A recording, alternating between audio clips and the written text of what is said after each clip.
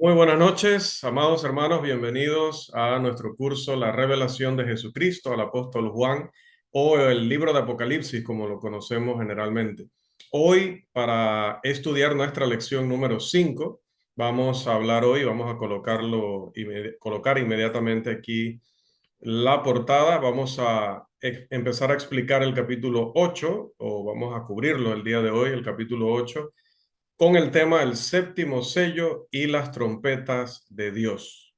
El capítulo 8 proporciona al lector, al estudiante, un punto de inflexión dentro del libro, porque aquí el lector tiene tiempo para hacer una pausa y descansar de tener que presenciar los eventos de juicio que acompañaron a la apertura de los primeros 6 sellos. El capítulo 8 es un capítulo de transición, por decirle así, de los 7 sellos al toque de las trompetas o de las 7 trompetas. Durante este recorrido, durante esta transición, el lector o el estudiante ha sido llevado en un recorrido de castigo. Ha observado a los enemigos de Cristo y de su iglesia y cómo han recibido el justo o van a recibir el justo juicio y castigo de Dios. Ahora, a Juan se le dará una visión que es conocida como la visión de las 7 trompetas. Es importante tomar en cuenta que este libro está escrito, está redactado en forma de visiones cíclicas o imágenes cíclicas. En el libro se menciona el fin del mundo o frases similares unas 7 veces. En Apocalipsis 6, 12 al 17, en el 7, 9 al 17, en el 14, 4 al 20, en el 16, 17 al 21, en el 19, 11 al 21 y en el capítulo 20, versículos 7 al 15. Lo que queremos decir con esta expresión, el fin del mundo, no es el fin literal de la era en la que vivimos, sino juicios en un sentido figurativo y castigos sobre los enemigos de Cristo y de su iglesia.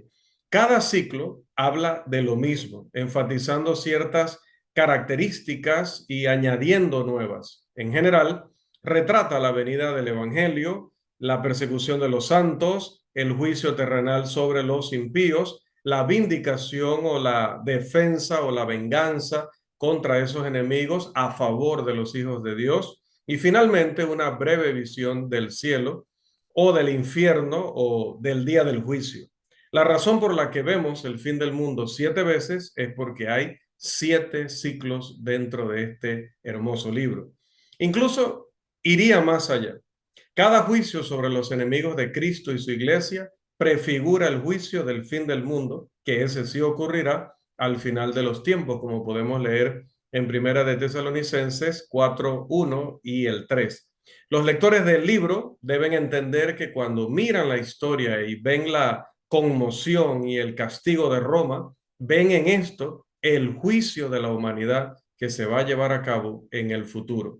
El número 7 también es significativo. Venimos de 7 sellos y vamos a hablar, bueno, de 6 y vamos a hablar hoy del séptimo y pasaremos entonces a hablar de 7 trompetas también.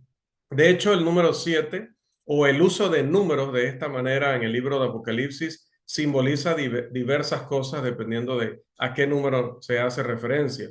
A lo largo de la Biblia, también, no solo en Apocalipsis, los números se usan tanto para indicar una cantidad literal como para representar una idea escondida a veces en el lenguaje figurado o en el lenguaje simbólico o apocalíptico. Por su uso repetido en las escrituras, observamos que casi sin lugar a dudas, el número 7 se erige como símbolo numérico de lo que está completo o de lo que es perfecto. Si es correcto que el 3 es el número divino simbólico y que el 4 es el número simbólico del mundo o de la creación y se ve como las 3 personas de la deidad sobre la creación, ¿no? Dice que esa es la composición del número 7. Si es así, si eso es correcto, entonces una combinación adecuada de esto que indicaría, que simbolizaría la perfección, la completitud y la plenitud, dependiendo de qué se esté hablando en el momento, ¿no? Cuál sea el contexto. Entonces, lo que se está afirmando es que 7 veces el juicio de Dios cae sobre los enemigos de la verdad y la iglesia, simbolizando así la plenitud completa de la ira de Dios sobre estas personas. Este tipo de simbolismo debe haber alentado y consolado a aquellos que estaban siendo perseguidos y asesinados cruelmente por la causa de Cristo. Al abrirse el capítulo 8, acabamos de presenciar una escena de juicio que en el capítulo 7, ahora la visión comenzará otro ciclo de juicio y castigo sobre el mundo de los perseguidores. Todo esto tiene su comienzo como el resultado de la apertura del séptimo sello. Vamos a considerar, antes de ir directamente al texto, igual que hicimos en la lección anterior, el contexto remoto. El contexto remoto de este capítulo, el capítulo 8 de Apocalipsis, sería el libro mismo.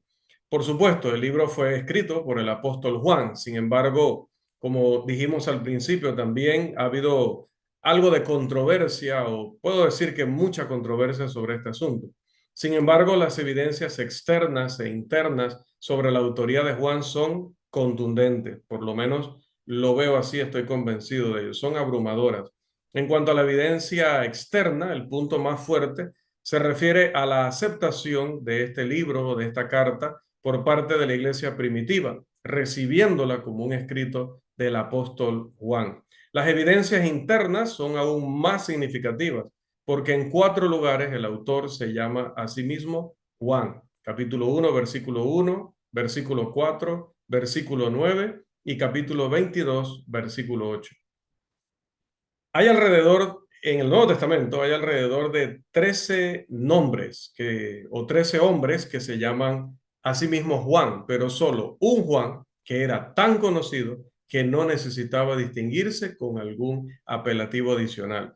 Por supuesto, el aspecto más controvertido del estudio del libro es lo que ya también hemos mencionado, su fecha. La opinión de alguien sobre la fecha va a determinar casi con certeza su interpretación de los símbolos encontrados en el libro.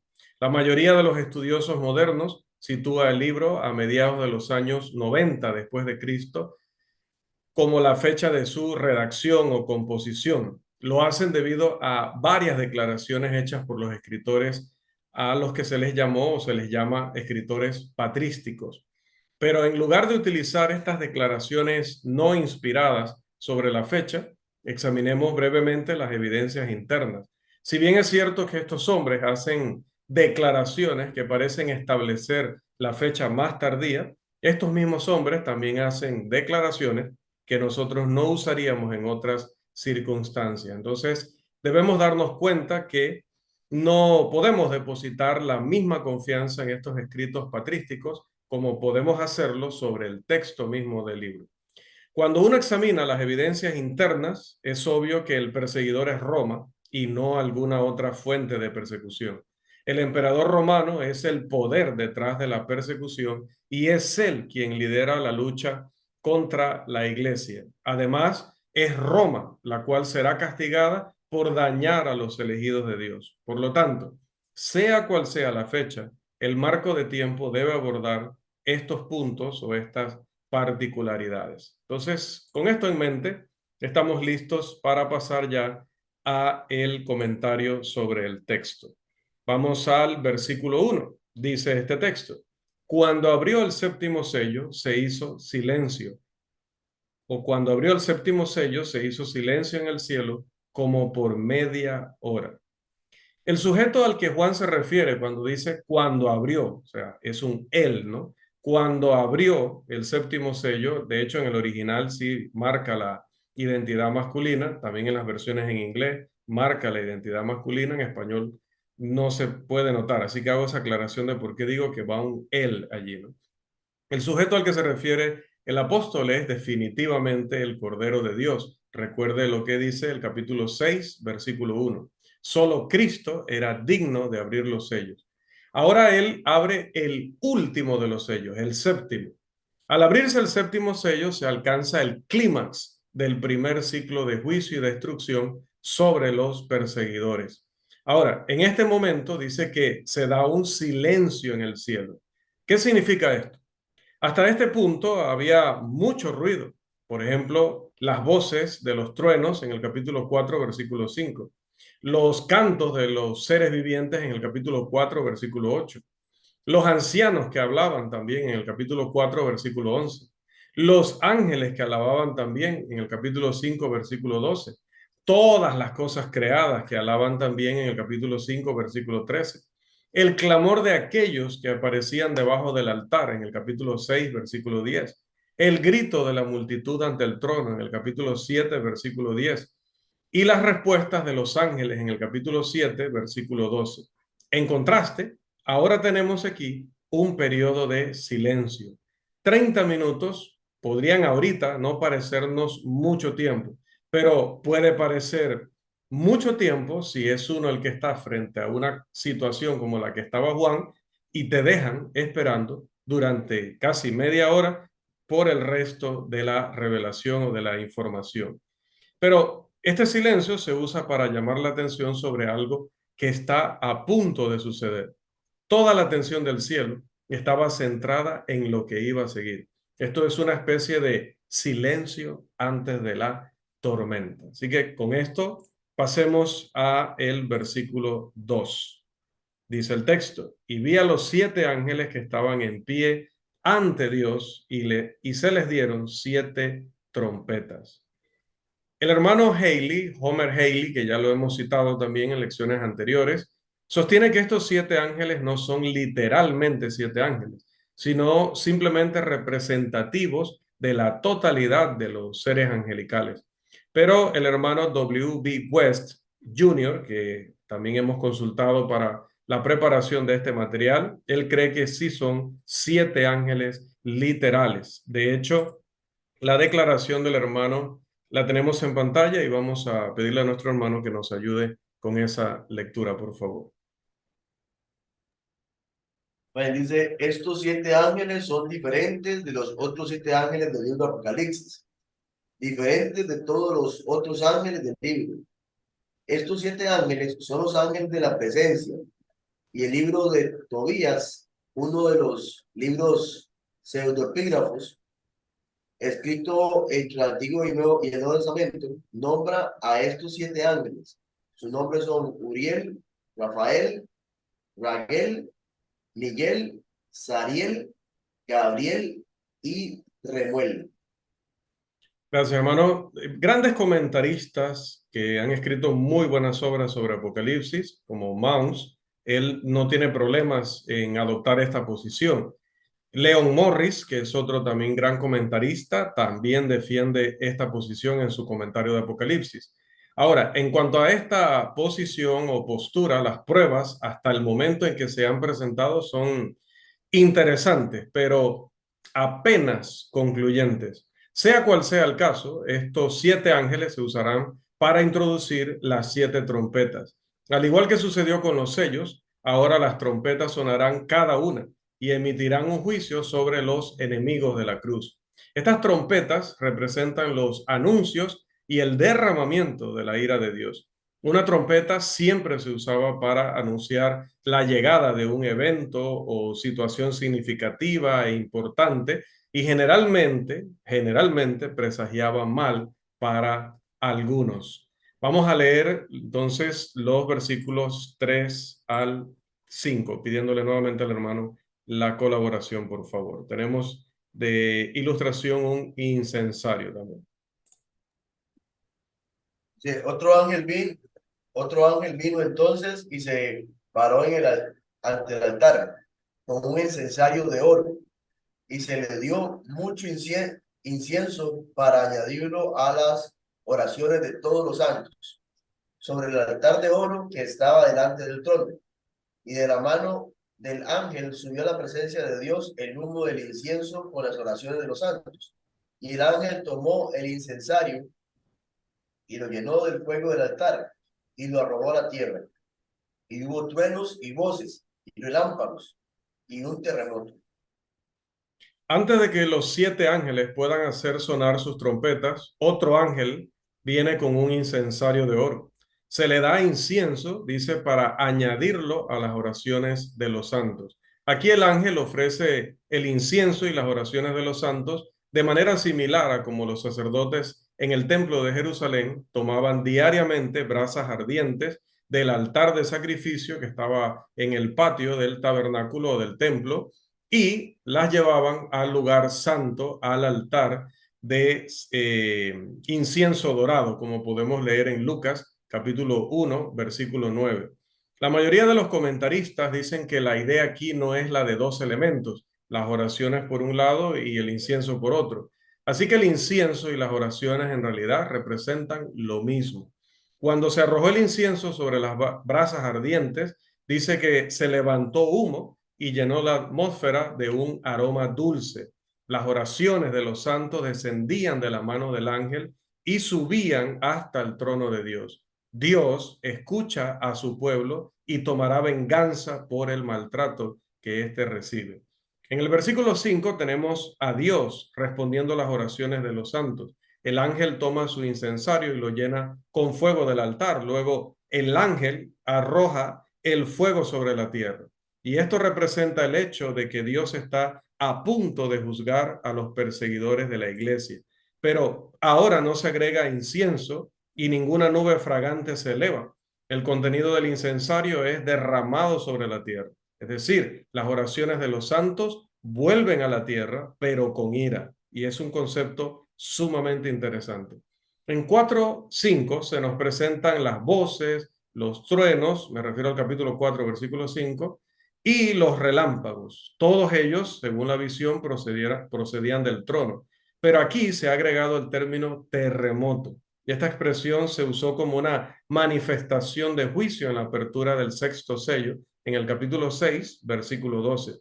Las voces, los truenos y los relámpagos representan el poder, la majestuosidad y la gloria de Dios. El término terremoto tiene un significado de juicio en el Antiguo Testamento, como se puede leer en Isaías 29:6 y en Joel capítulo 3, versículo 16. Así que ahora, cuando las oraciones del pueblo del Señor llegan ante su trono, Él responde con el fuego del juicio sobre el mundo del perseguidor romano. Pasamos entonces al versículo 6. Entonces los 7 ángeles que tenían las 7 trompetas se prepararon para tocarlas.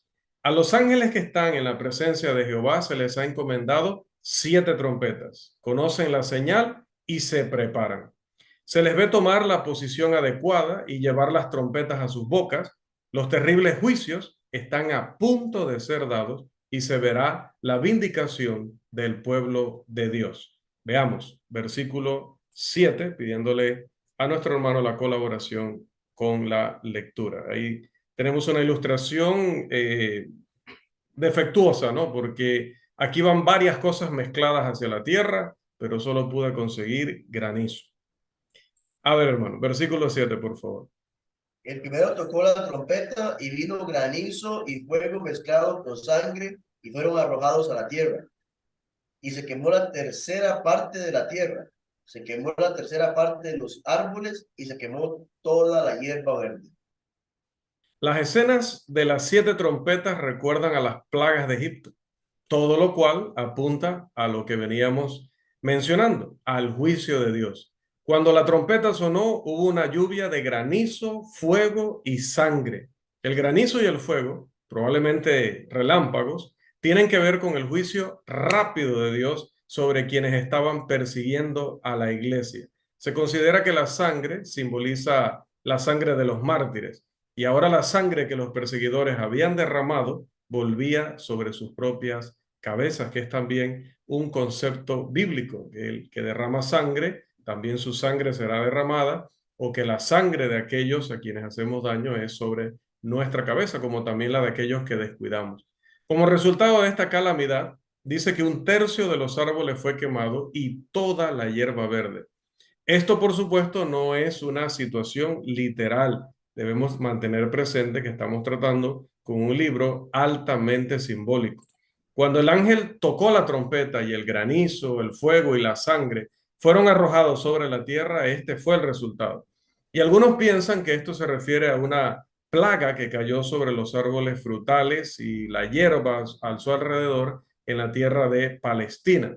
Creo que esto simplemente tiene que ver con el juicio abrumador y la ira de Dios que será enviada sobre los enemigos de los santos, doquiera que estén, no importa si están en Palestina, en Babilonia, en Roma, etcétera.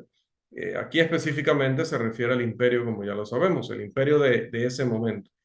Intentar relacionar esto con algún evento específico en la historia donde los árboles de manera masiva hayan sufrido una plaga, pues es definitivamente arriesgar demasiado. Es perder también de vista que estamos en un libro de simbolismos. Es cierto que el castigo de Roma y de su emperador terminaron siendo eventos reales, pero buscar un momento histórico en el que todos los árboles hayan sido destruidos por granizo o por relámpagos, hermano, es un esfuerzo vano. La ira de Dios sería ardiente, por decirlo menos. Muchos serían atrapados en el juicio y destruidos. Recuerde el texto de Hebreos 10:31, donde se describe a nuestro Dios como fuego consumidor. Entonces, la referencia es a esta parte de la naturaleza de Dios. Pasemos entonces a los versículos 8 y 9, nuevamente solicitando la lectura del hermano y aclarando que allí tenemos aquella montaña ardiente de la que habla este texto. Adelante, hermano.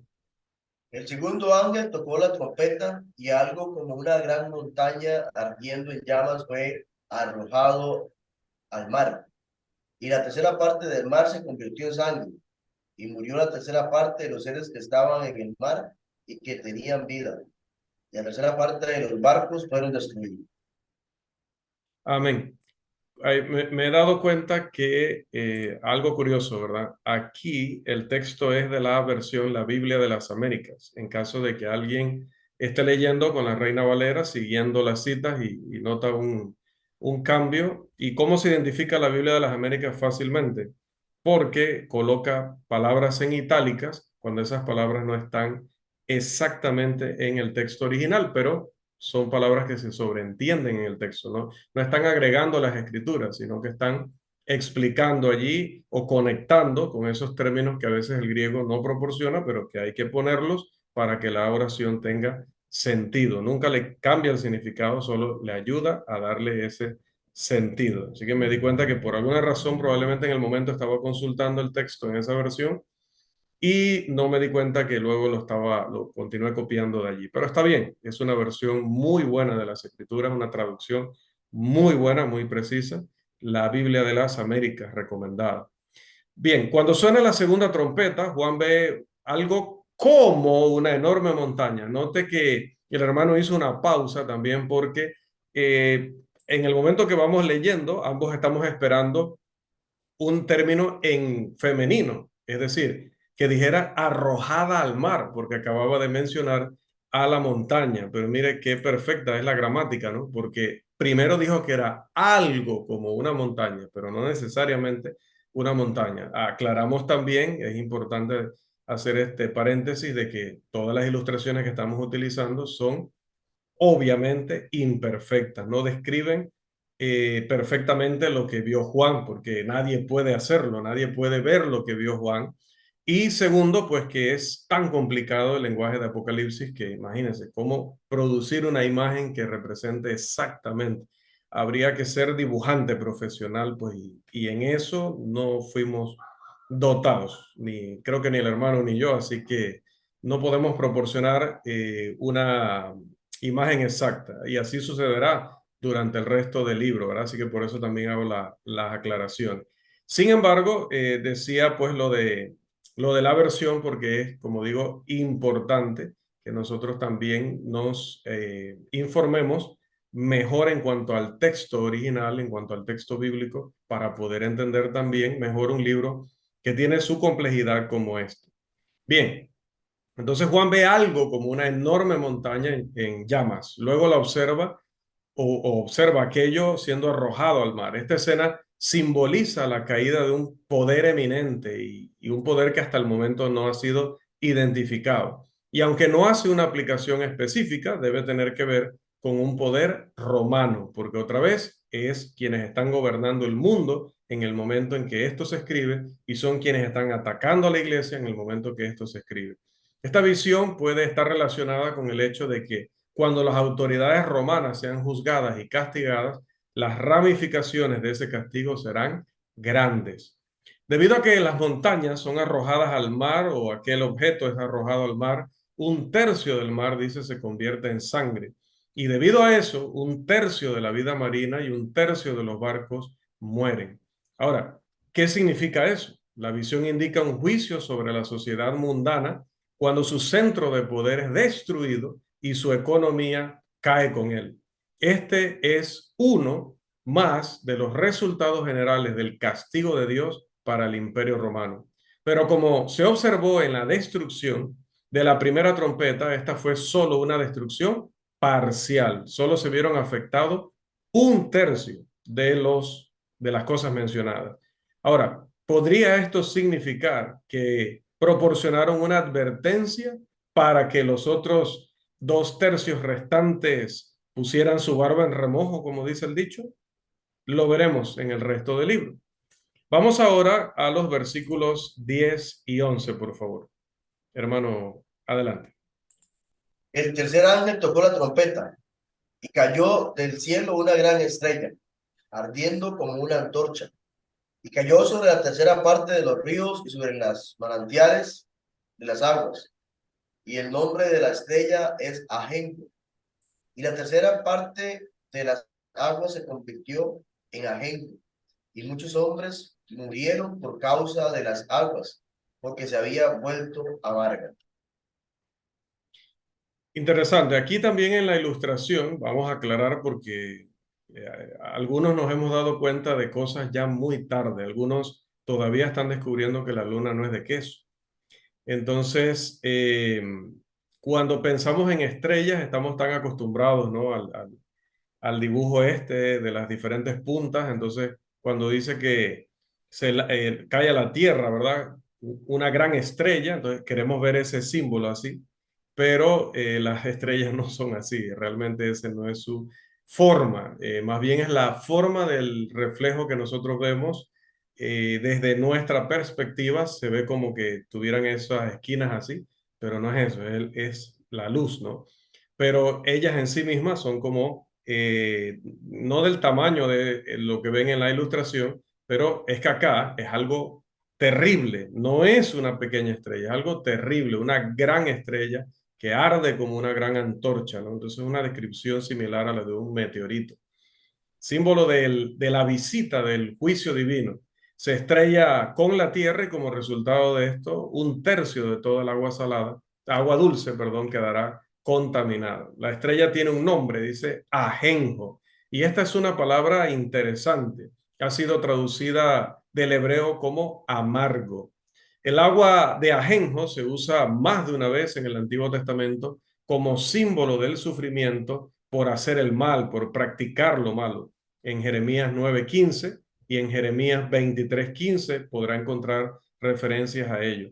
El ajenjo, perdón, mezclado con agua no mata, pero un tercio de las aguas, dice, se convirtieron en ajenjo y los hombres murieron a causa de este drástico cambio. Esto es lo opuesto al milagro de Mara, donde las aguas amargas fueron dulces o se volvieron dulces gracias al poder de Dios, allá en Éxodo 15, 23 al 25.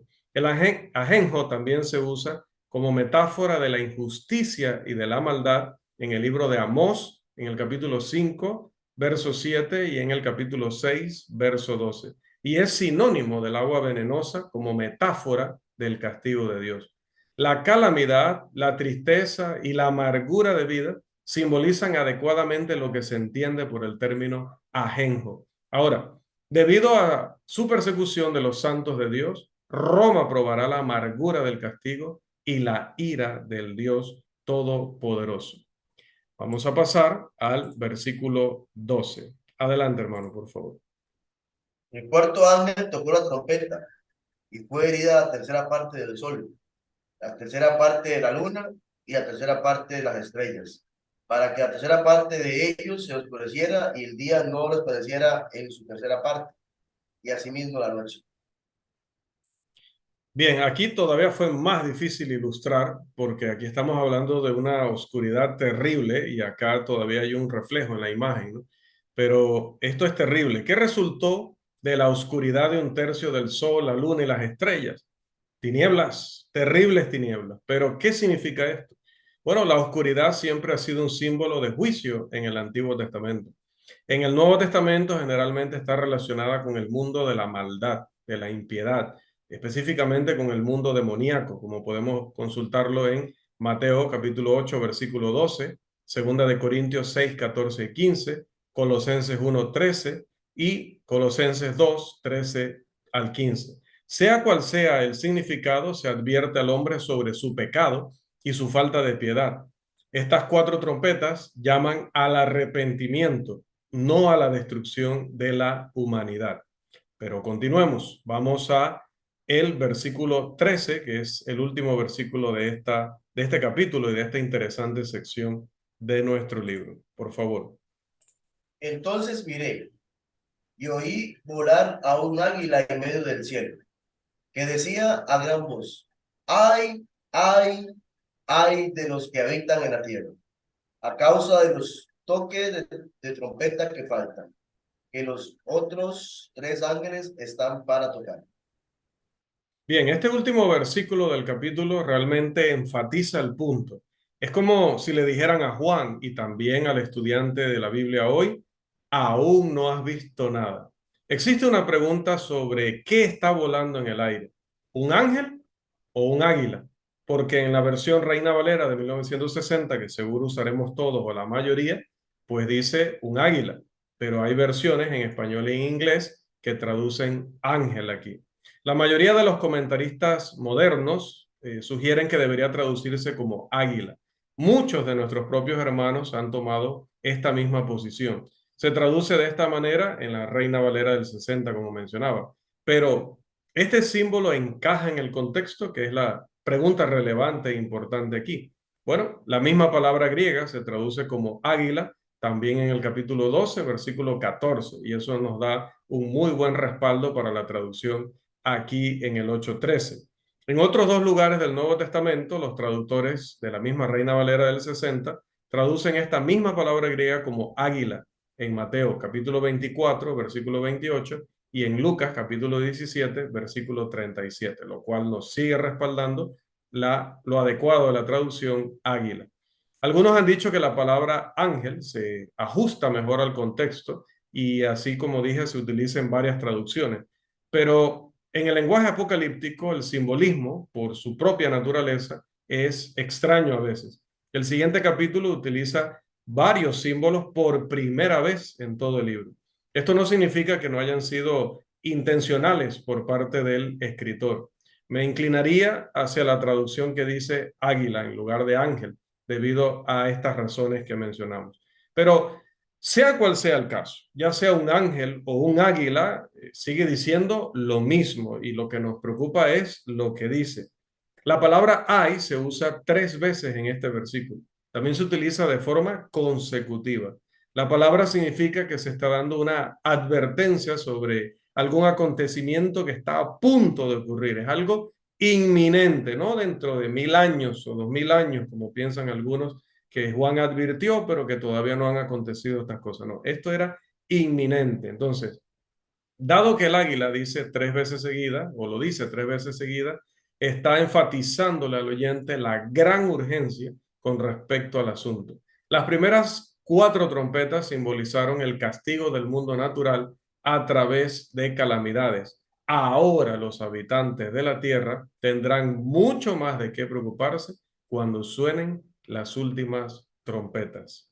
Y pues me ha sonado a mí también la última trompeta porque hemos llegado a la conclusión. Como dijo el hermano que ya citábamos anteriormente, no me ha sonado la trompeta de castigo. Esta es una de llamado, de final, ¿no? De final de la clase.